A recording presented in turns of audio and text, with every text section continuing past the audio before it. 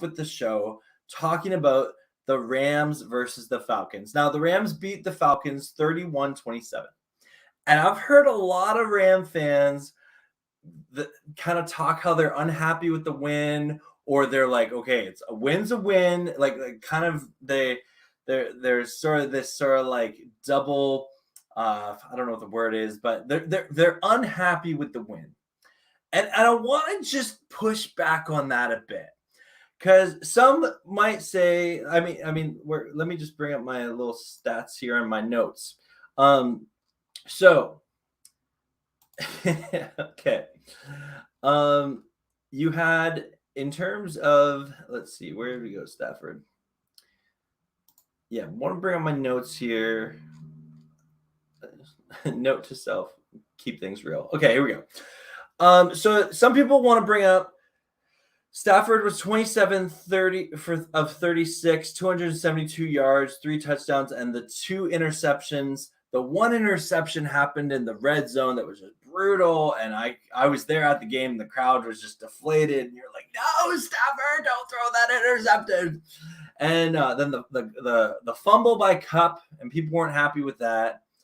And then on top of that, there was the blocked punt, which. And again, if you were there in the stadium, no Rams fan was happy with getting that punt blocked, and ultimately this game was closer than what we would have liked it to be.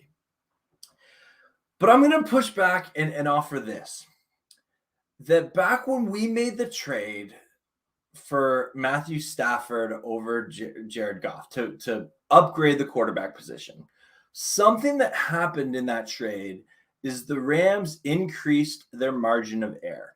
And I know everyone right now is looking at the Bills and they're thinking, man, that is a really good team. And they are. And because they're winning in dominant fashion in 2 weeks. But I think there's another standard of a great team so you're telling me we had 2 interceptions, a fumble, and a block punt that was returned for a touchdown, and we still won the game? That's awesome. And again, I will celebrate that. Not that I want to live that out every game, but when your team has that margin of error that you can mess up and still pull out the win, I'm going to be happy with that. I'm going to be celebrating that. I'm not again, there's still, Sean McVay said it, he took, full responsibility as he does. And he said, there's some stuff we have got to work on for next game.